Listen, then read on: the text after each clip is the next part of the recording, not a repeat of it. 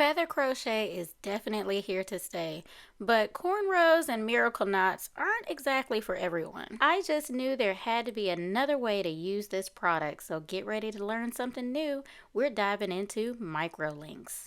Today's video is brought to us by Ywigs. They sent me over 5 bundles of their feather crochet in body wave 14 inches. Each bundle comes with 50 strands of hand-tied human hair. That's 250 strands for all 5 bundles.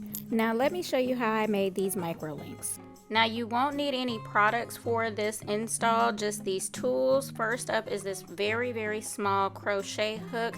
It needs to be small enough to fit a microlink. As you can see, it is much smaller than the normal crochet hook that we're used to. Next, you need one of these wire beaders. It does help if you have multiple so that you can load up a lot at one time. You need some small pliers to close and open the microlinks. And of course you need the microlinks themselves. These are 3mm size, 200 in this jar. Microlinks come in a range of colors. These are in a dark brown, so they match my hair and the hair of the extensions very well. The bead itself is a very sturdy material, but the inside is silicone, so it's very gentle on your hair. You can actually pick up an entire kit of these tools on Amazon for less than $10. I will link it in the description box below.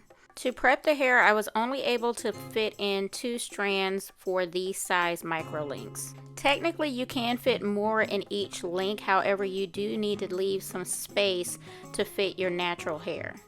To attach the link to the feather crochet, you want to put it onto the small crochet hook and then pull the 2 pieces through that link. The name of the game is to get those 2 strands of hair through that one link. Once you have the links attached, then all you have to do is load them onto your beader. The beader is pretty long, so you can load up multiple at a time. It does seem like it's a little bit of a tedious job, but once I got a solid plan together, it only took me about an hour to do all of them, and with 250 strands, I had 125 links. To keep myself organized, once I got done with all of them, I placed them all on a string on my rack. That way, all I had to do was just kind of grab the beader and then feed them on as I was going along. It was just too much of a mess to just have them laying around.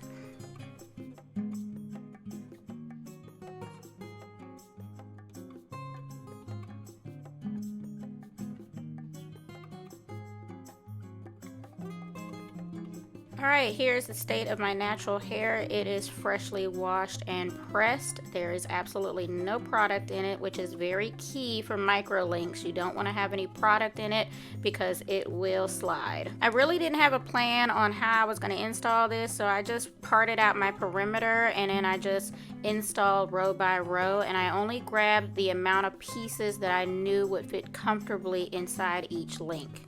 I also need to preface, this is my very first attempt at doing any kind of microlink style, aside from the ones that I did with locks and stuff like that.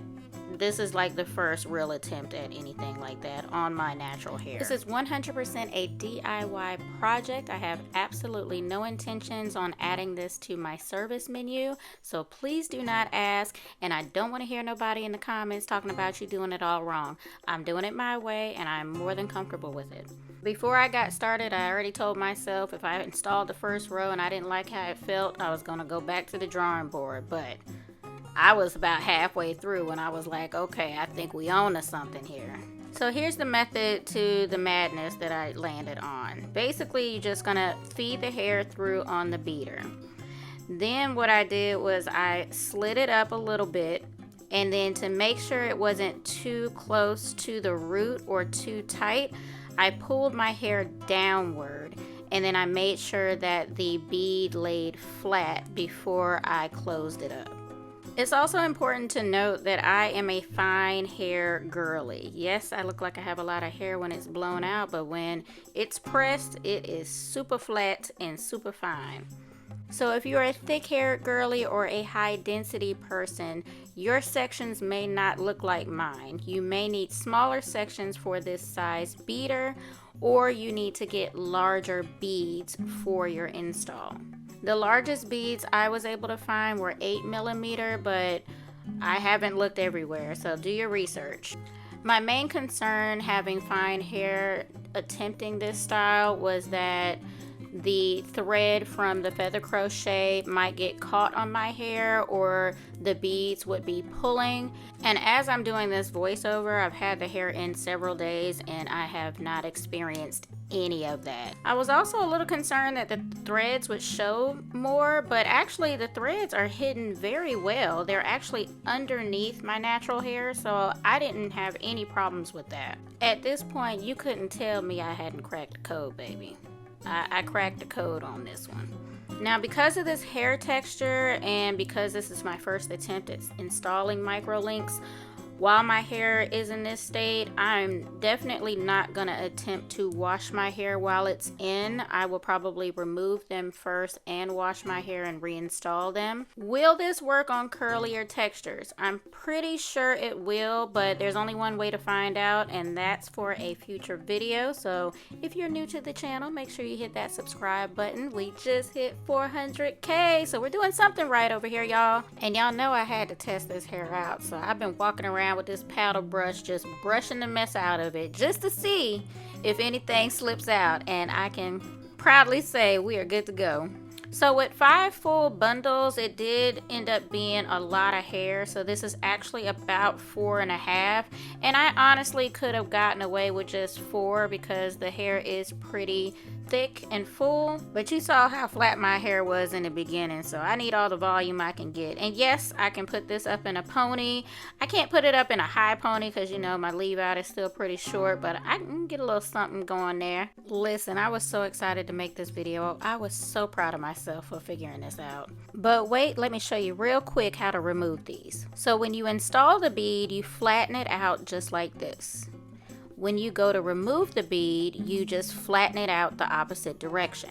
Once the bead opens up, just make sure you have a little give and it slides right on out. So if you make a mistake, you can easily just go back and fix it. Alright, that's the video. So as always, if you learned something new, make sure you give this video a big thumbs up and share it with a friend. Special thanks to our friends over at Ywigs for sponsoring today's video. All details about this hair and products used will be listed in the description box below. If you're new to the channel, make sure you hit that subscribe button on your way out. Thanks so much for watching. I'll catch you in the next video. Bye!